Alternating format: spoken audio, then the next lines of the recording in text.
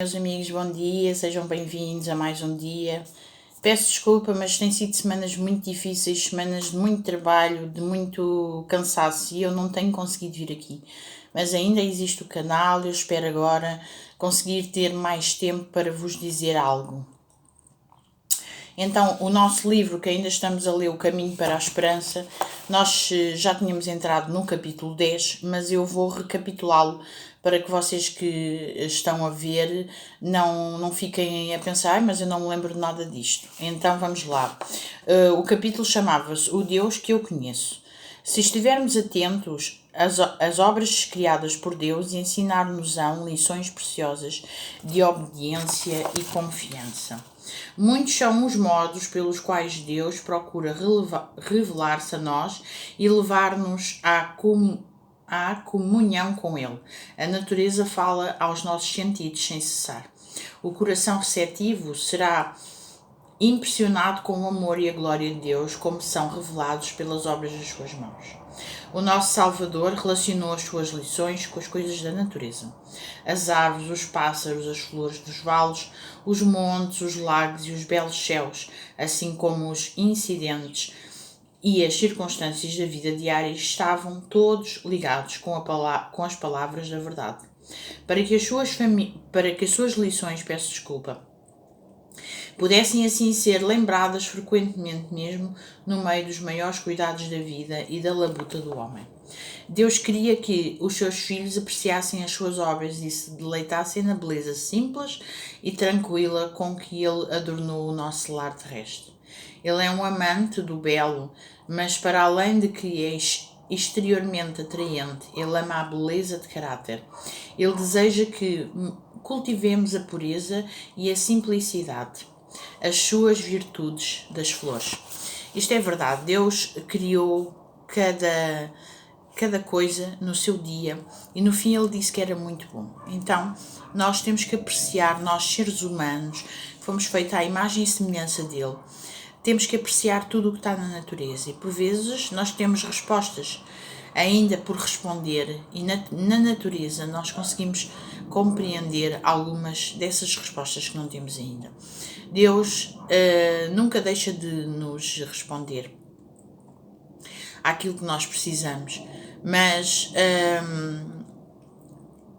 quando nós sentimos necessidade de estar com Deus, aqui mais à frente diz, devemos orar, devemos estudar a Bíblia, devemos ler o trimensário, devemos estar mais perto dele e é isso que nós precisamos claramente, porque por vezes nossa vida está tão corrida e tão difícil com situações da vida que nós até nos esquecemos dele, mas o nosso amparo e a nossa paz está em Jesus. Se estivermos atentos, as obras criadas por Deus ensinaram-nos lições preciosas de obediência e confiança. Desde as estrelas que nos seus cursos, sem deixar rastro, através do espaço, seguem de século em século as suas designadas veredas, até ao minúsculo átomo, as coisas da natureza obedecem à vontade do Criador. É verdade.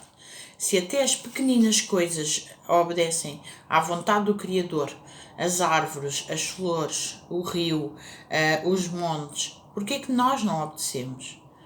Nós somos criados por Ele. Fomos criados por Ele, cada um de nós. Como é que nós podemos, por exemplo, justificar a gravidez? Como é que um ser consegue crescer dentro de outro ser através de um cordão umbilical? Só Deus para transformar isto em coisas tão bonitas. Por isso, eu acredito que vocês tenham tantas perguntas para Deus como eu. Mas isso não implica que não os possamos fazer. Pelo contrário, nós precisamos estar ao pé de Deus. Nós precisamos de conversar com Ele.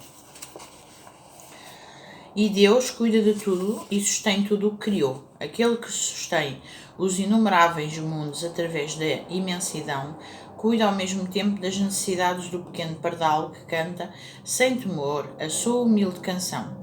Quando os homens vão para as suas labutas diárias, assim como quando se empenham em oração, quando se deitam à noite e quando se levantam de manhã, quando o rico festeja no seu palácio, ou o homem pobre reúne os seus filhos à volta da escassa mesa, Cada um é observado eternamente pelo Pai Celestial. Nenhuma lágrima é vertida sem que Deus note. Não há sorriso algum em que Ele não repare. À medida que os seus sentidos se deleitam na atraente beleza da terra, pensa num mundo que está para vir, que nunca conhecerá a ruína do pecado e da morte, onde a face da natureza nunca mais exibirá a sombra da maldição. Procure imaginar o lar dos salvos e lembrar-te que ele será mais glorioso do que a tua mais brilhante imaginação pode retratar. Nas variadas dádivas de Deus na natureza, nós não vemos senão o mais fraco brilho da sua glória. Está escrito: as coisas que o olho não viu e o ouvido não ouviu e não subiram ao coração do homem são as que Deus preparou para os que o amam. 1 Coríntios capítulo 2, versículo 9.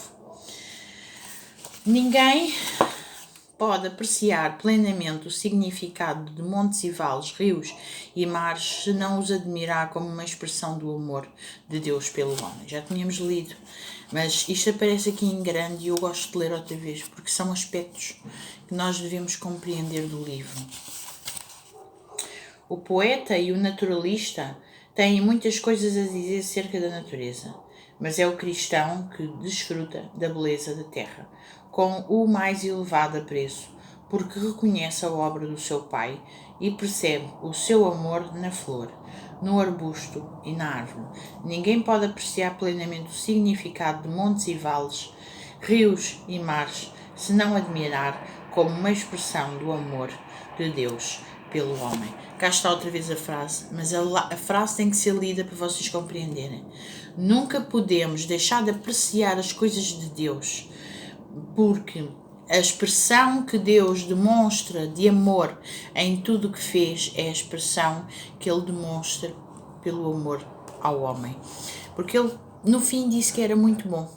E por isso, como era muito bom, a nossa criação do ser humano é muito importante, porque somos nós que vamos apreciar as beldades que Deus fez aqui na Terra.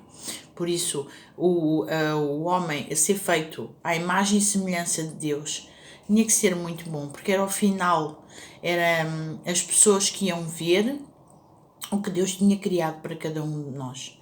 Amém por isso. Amém porque Deus está no comando, porque Deus quer que nós apreciemos muito melhor a sua beleza. Amém porque Deus não nos deixa. Amém porque se nós estivermos tristes, Ele está no nosso alcance, naquele momento, ali ao nosso lado, a dizer: tu vais conseguir, não fiques assim. O que é que podemos falar mais aqui? Eles foram homens sujeitos às mesmas paixões que nós. Tiago, capítulo 5, versículo 17. Vemos como eles lutaram com desencorajamento como os nossos. Desencorajamentos como os nossos, como eles caíram sob tentações como nós, porém animaram-se de novo e venceram pela graça de Deus e contemplando somos encorajados no nosso esforço para alcançar a justiça. Quando lemos as preciosas experiências que lhes foram concedidas, a luz, o amor, as bênçãos de que desfrutaram e o trabalho que realizaram pela graça que lhes foi dada, o Espírito que os inspirou acende uma chama no nosso coração e desejo de sermos como eles no caráter, como eles para andarmos com Deus. Ou seja, aqui pronunciava-se sobre os profetas, sobre os apóstolos que andaram com Jesus, que não foi simples cada vida, mas que eles estiveram lá sempre para ajudar. E, principalmente, sendo ajudados por Deus, nós podemos ajudar o próximo. Tenham um dia bom e um dia sempre na companhia do Senhor. Amém.